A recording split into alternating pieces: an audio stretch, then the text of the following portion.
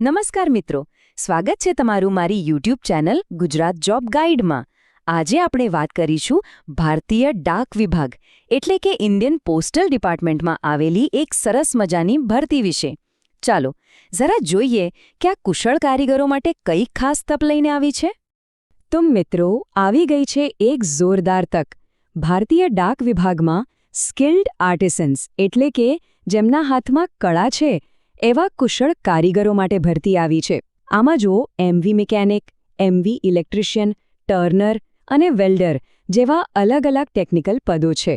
ચાલો આ ભરતીની એક એક ડિટેલને આપણે બરાબર સમજી લઈએ. કોઈ પણ જોબ માટે સૌથી પહેલા મનમાં શું સવાલ આવે? એ જ કે જગ્યાઓ કઈ છે અને પગાર કેટલો મળશે, ખરું ને? તો ચાલો સૌથી પહેલા એ જ જાણી લઈએ. જુઓ, ટોટલ 11 જગ્યાઓ છે. અને એમાં સૌથી મોટી વાત એ છે કે એમવી મિકેનિક માટે સૌથી વધુ એટલે કે 6 જગ્યાઓ છે. જે લોકો આ ફિલ્ડમાં છે એમના માટે તો આ બહુ મોટી તક કહેવાય. એ સિવાય એમવી ઇલેક્ટ્રિશિયન, ટર્નર, વેલ્ડર, ટાયરમેન અને બ્લેકસ્મિથ આ બધા માટે એક એક જગ્યા રાખવામાં આવી છે. મતલબ કે અલગ અલગ સ્કિલ્સવાળા લોકો માટે અહીં ચાન્સ છે. અને હવે વાત કરીએ સૌથી મહત્વની, પગારની. તો આ બધા જ પદો માટે 7મા પગાર પંચ મુજબ શરૂઆતનો માસિક પગાર રહેશે 19,900 રૂપિયા. અને હા, આ તો ખાલી સ્ટાર્ટિંગ સેલેરી છે. સરકારી નોકરી છે એટલે આની ઉપર બીજા ભથ્થા તો અલગથી મળશે જ. એટલે કે આવક સ્થિર અને સુરક્ષિત. સારું, જગ્યા અને પગાર તો જાણી લીધા. પણ હવે સવાલ એ છે કે શું આપણે આના માટે એપ્લાય કરી શકીએ? ચાલો ફટાફટ લાયકાત અને ઉંમરની શરતો પણ ચેક કરી લઈએ. હવે ભણતરની લાયકાતમાં છે ને 2 રસ્તા આપ્યા છે. પહેલો, તમારી પાસે કોઈ સારી ટેકનિકલ સંસ્થામાંથી જે તે ટ્રેડનું સર્ટિફિકેટ હોવું જોઈએ. અથવા બીજો રસ્તો, જો સર્ટિફિકેટ નથી તો પણ ચાલશે, તમે ઓછામાં ઓછું 8 ધોરણ પાસ હોવા જોઈએ અને એ કામનો તમને 1 વર્ષનો અનુભવ હોવો જોઈએ. મતલબ કે ખાલી સર્ટિફિકેટ જ નહીં, તમારા હાથનું કામ, તમારો અનુભવ પણ અહીં એટલો જ મહત્વનો છે. બહુ સારી વાત કહેવાય. ઉંમરની વાત કરીએ તો ઓછામાં ઓછી 18 વર્ષ અને વધુમાં વધુ 30 વર્ષ હોવી જોઈએ. પણ અહીંયા ખાસ ધ્યાન રાખજો, તમારી ઉંમરની ગણતરી કઈ તારીખે થશે? તો એ છે 1 જુલાઈ 2026. આ તારીખને બરાબર મગજમાં ફિટ કરી લેજો અને એને એના પ્રમાણે જ ચેક કરજો કે તમે એપ્લાય કરી શકો છો કે નહીં. અને હા, સરકારી નિયમ પ્રમાણે અમુક કેટેગરીને ઉંમરમાં છૂટછાટ પણ મળશે. SC/ST કેટેગરીના ઉમેદવારો માટે પૂરા 5 વર્ષની છૂટ છે અને OBC કેટેગરીના ઉમેદવારો માટે 3 વર્ષની છૂટછાટ રહેશે. તો જો તમે લાયકાત અને ઉંમર બંનેમાં ફિટ બેસતા હો તો હવે આગળ શું? અરજી કેવી રીતે કરવાની? ચાલો આખી પ્રોસેસને સ્ટેપ બાય સ્ટેપ સમજી લઈએ.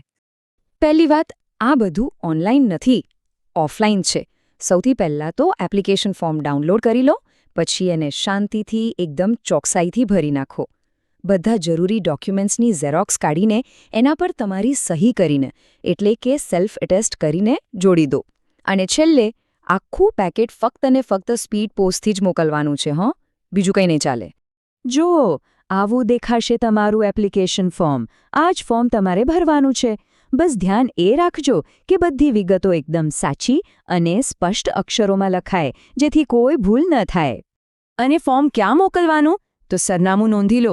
The senior manager, mail motor service, 134A, SK Ahire Marg, Worli, Mumbai 400188.